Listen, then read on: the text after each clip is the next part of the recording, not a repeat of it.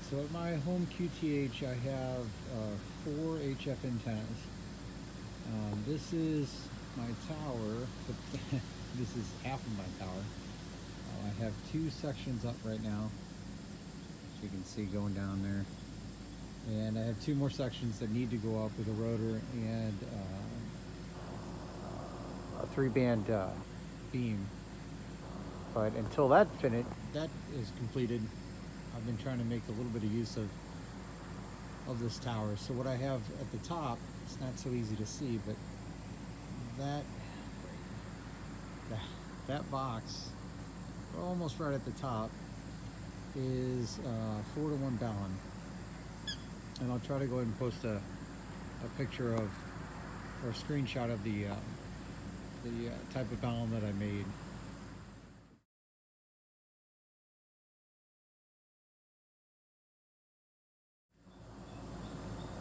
So that balun is for my 40-meter delta loop, and this is a vertical delta loop.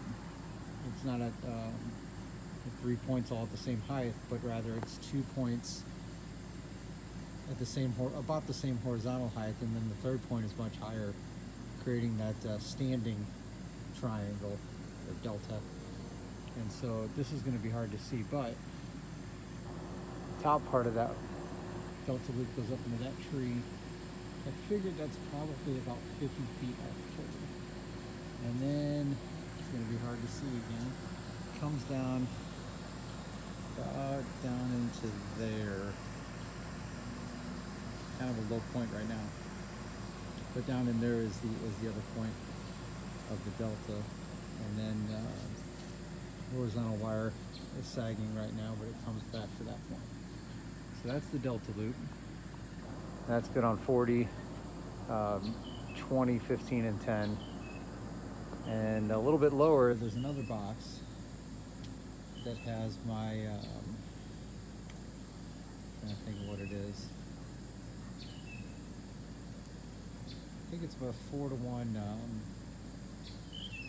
on-in for a random wire antenna. So this is, I think it's somewhere around 60 feet, 60 to 80 feet, I don't recall. I just don't recall. It might be 84 foot random wire, and then 17 foot counterpoise. And that wire is going up that way, up into a tree, kind of just a sagging little wire. So this just, I'll use it for listening. Sometimes as a receive antenna, because being not so resonant of an antenna, it's a little quieter on the noise. And then also this gets me 30 meters, 17 and 12. And so I use that. And then also over here, I'm gonna go ahead and stop the video and I'll start up in a second. And there are a couple antennas here. The short vertical right there, that's just a VHF antenna for our 2-meter repeater. It's our wires X repeater link. And so this gives us the wires X gateway from our repeater site to my home using my internet. So there's that, and then right there, down at the bottom, you can barely see, it's a black box. That is a 49-to-1 on, that is a 40-meter end-fed half-wave antenna. So that goes up, you can see this one. That goes up into that same tree that has the top of the delta loop. And this is 40 meters, so it's somewhere around, I want to say 70 to 80 feet. Long wire. I don't recall exactly. 64 feet maybe. Anyway, so end-fed half wave, 40 meters, and this is a higher rated on-in. So this, I think it's a 600 watt. I think that's what this is an MFJ end-fed half wave. Because I wanted the bigger toreds so I could run it on my amp if I need to or want to. So there's that antenna.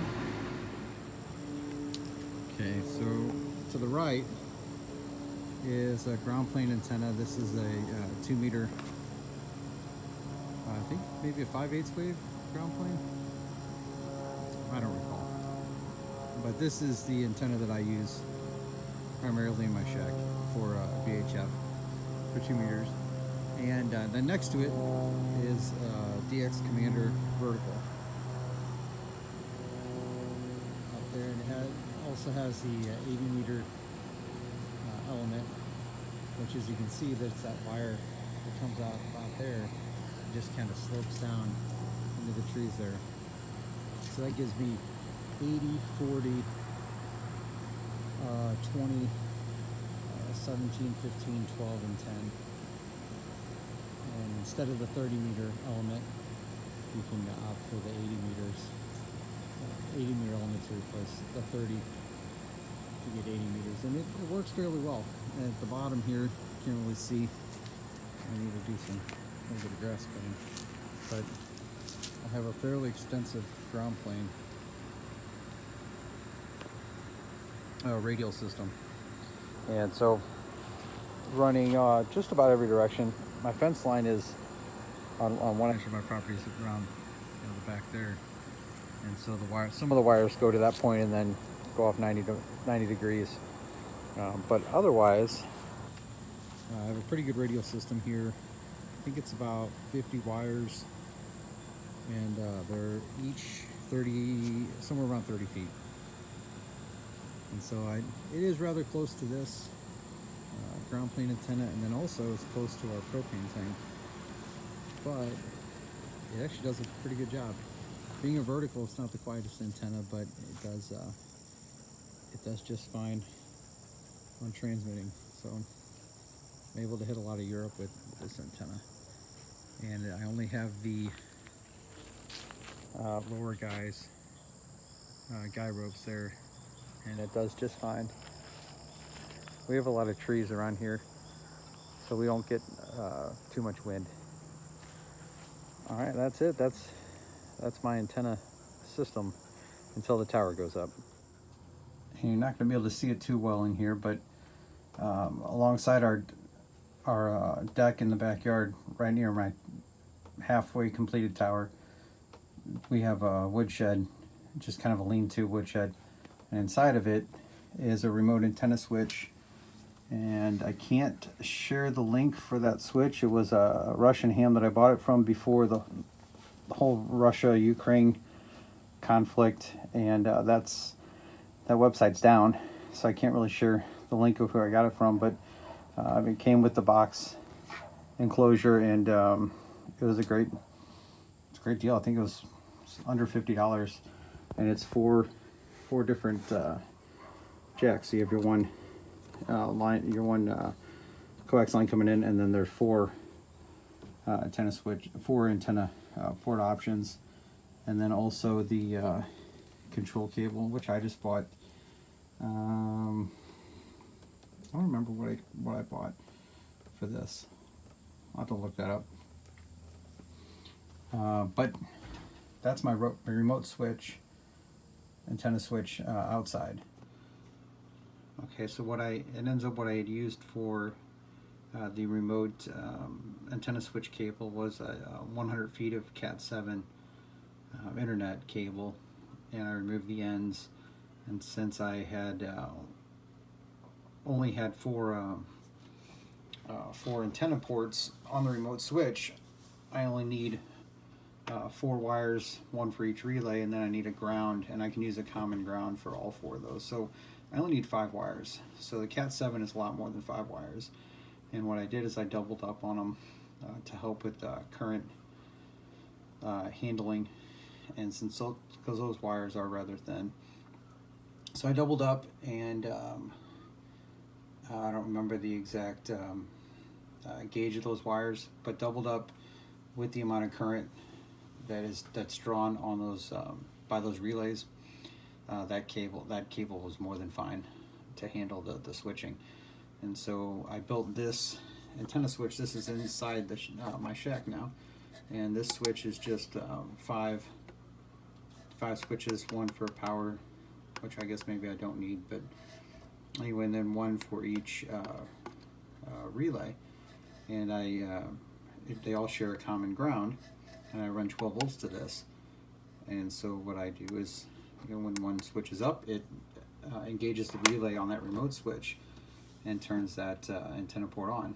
Now what I can do with this, if for some reason I want to, is I can turn all the ports on. I don't know why I would need to, but it's I don't know, maybe it's a flaw in my design. But anyway, right now the in-fed random wire, which is on the tower, and the loop, which is also on the tower, those are these switches here. And I have 2 available ports still. And so that's my remote switch control. And then if I wanted to use one of the other antennas, like the DX Commander or the Unfed half wave, I switch this remote switch, which removes this from the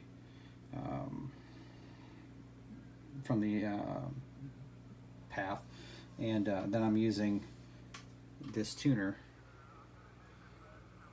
for the other 2 antennas. So I'm using coax 2 is for the DX Commander, or coax 1 is for the Unfed half wave. And the reason I did it like this is both of those antennas can handle the higher wattage if I were to use my amplifier. So if I were to use 500 or 600 watts, those antennas can handle that. But I'd like to make sure I can trim down the SWR and get a decent match, a very good match into both of those antennas. So I run them through the tuner, and usually I can just run them just direct bypassing the tuner, but it's there if I need to use it.